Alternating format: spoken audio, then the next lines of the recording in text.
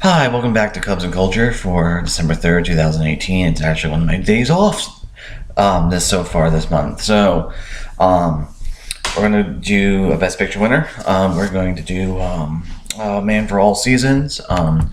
This is rewatching this movie. I really, really liked it. I saw it the first time when I was a teenager, I think 17, 18. I kind of partially blame it for me going into philosophy.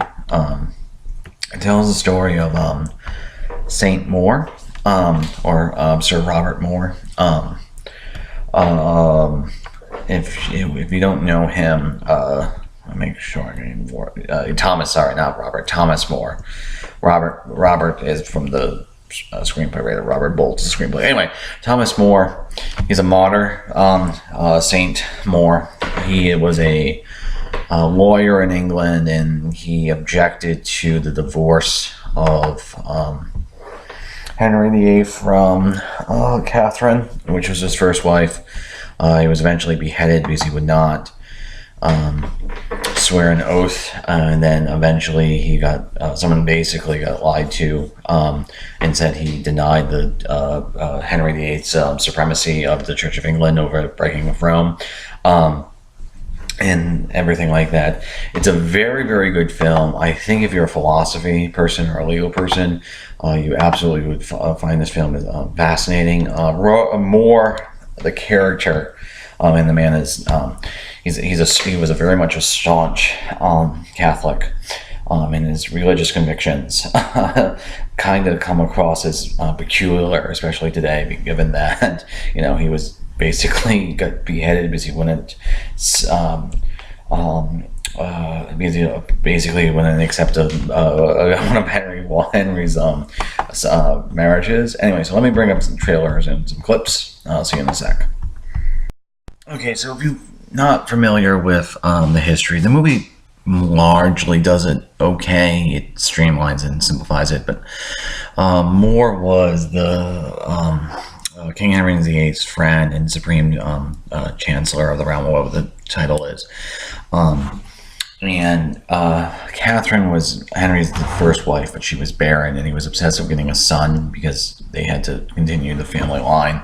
So Catherine was also Henry's brother's sister, wife. So he married his sister-in-law, basically, which because of her being barren, Henry VIII then interpreted that as sin, and they got a special dispensation from the Pope to marry her, but then he wanted a divorce to undo the dispensation. It was sort of a huge point, and so there's that, and then there's other issues involved, but eventually the English Church, which then became the Anglican Church, broke from Rome in order to give Henry VIII a divorce so he could marry Anne Boleyn, and that's sort of the background of the movie. Now, Thomas More objected to both the marriage being divorced because, as far as he concerned, it was a decision for the Pope, and the Pope made it, so the king had to abide by it.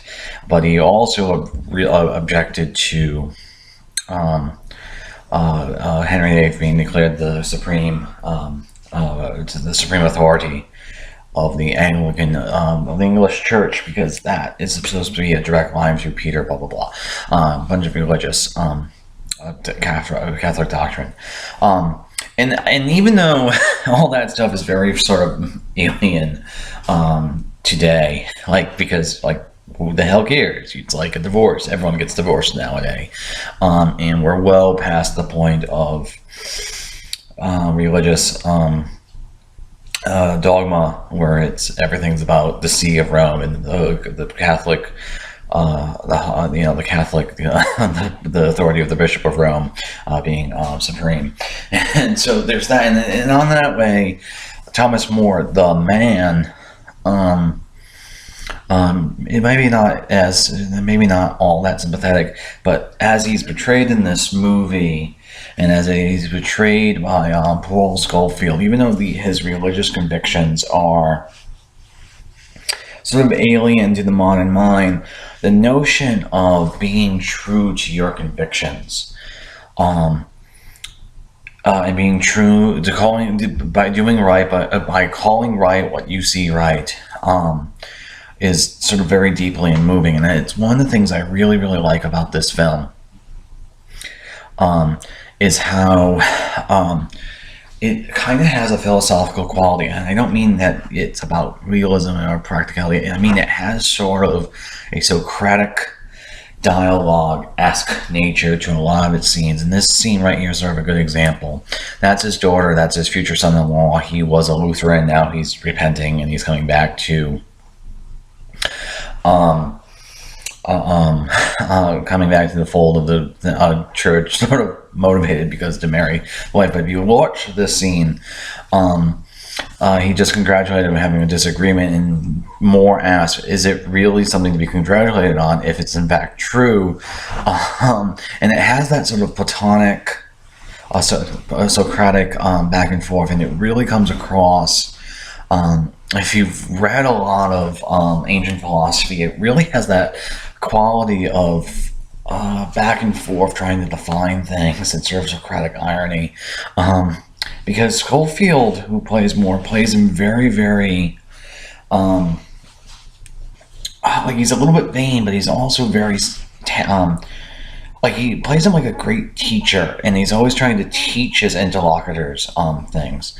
Okay, so the other reason why I want to show this scene is that's Rich. That's the guy who sort of ends up betraying him, and Moore, the guy, rested his legal defense on not actually ever saying he objected to the supremacy call on the marriage. He never said it to anyone, though everyone knew it.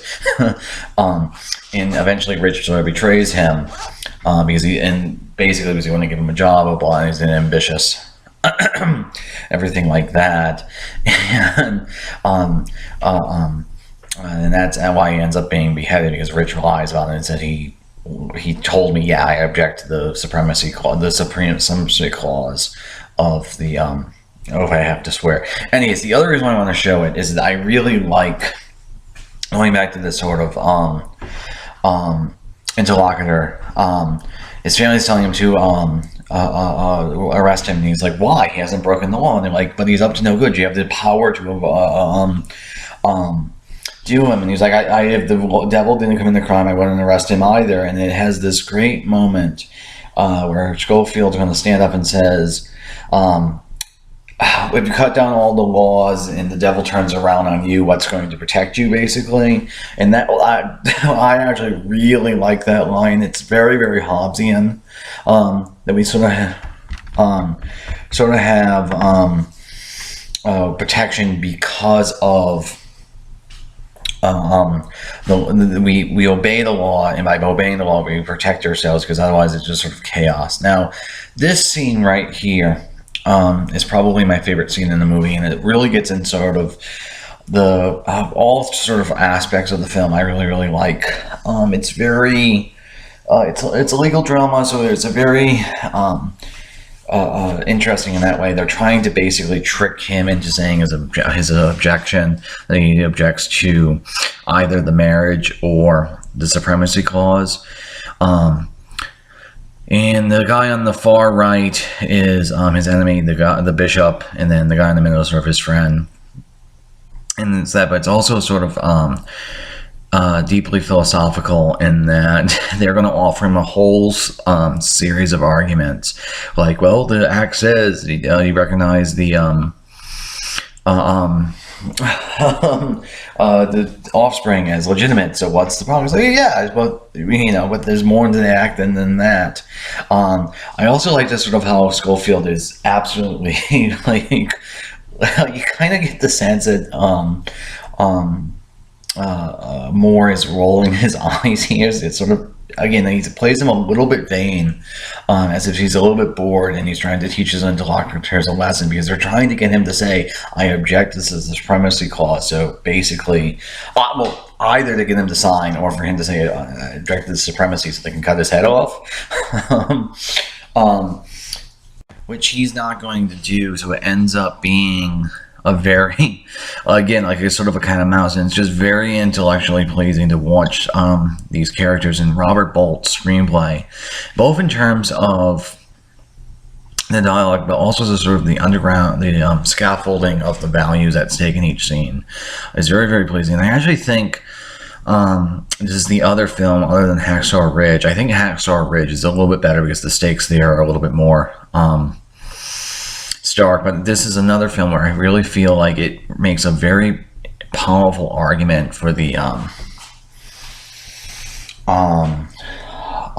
rights of conscience, and then in that way, I think more the guy and the character in the movie are sort of very, very moving in that way. And so one of the things I do think this film that might annoy people is it does have sort of a very deliberate pace, but it comes across as very meditative to me because, again, I think it's very sort of philosophical, and that it's sort of a Socratic-esque guy who uses irony and questioning to get at the truth of the matter and to protect his sort of own sense of to thy own self be true, which is very, very cool. So the slowness might bother people if you're not really all that interested. So the practical philosophy and practical issues of rights of conscience. I also feel like this film can also come across as a bit stagey. It was a stage play.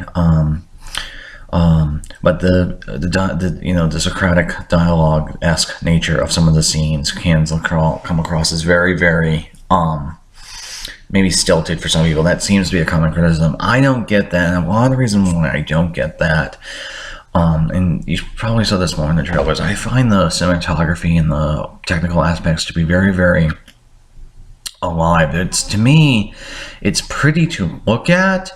But it has a kind of a warmth to it in the lighting and in the technical aspects that makes it seem not picturesque, just pretty.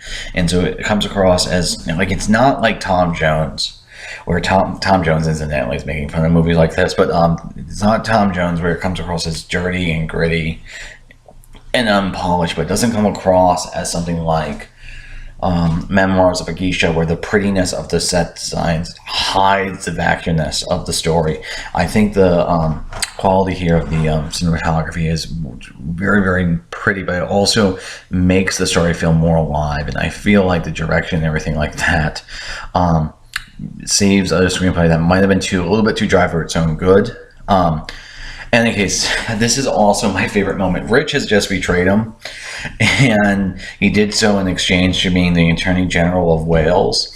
And to me, this is the funniest thing in all of the movie, because he's like, Richard, you profit for anything, the trade for the entire world for your own soul is a bad bargain, but you did it for Wales. Come on, man. It's just the way Schofield does it. It's such a interesting sort of striking image of such a funny line, because it's like, God damn it, Rich, fuck you. Anyway, that's going to be for Cubs and Culture. I'll see you guys tomorrow.